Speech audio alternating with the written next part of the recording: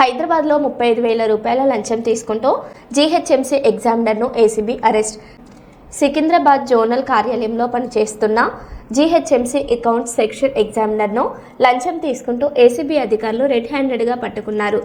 Retirement benefits ఫైల్స్ను GHMC head ఆఫీస్కు పంపించేందుకు 40,000 రూపాయలు demand చేసి 35,000 స్వీకరించినట్లు అధికారులు తెలిపారు.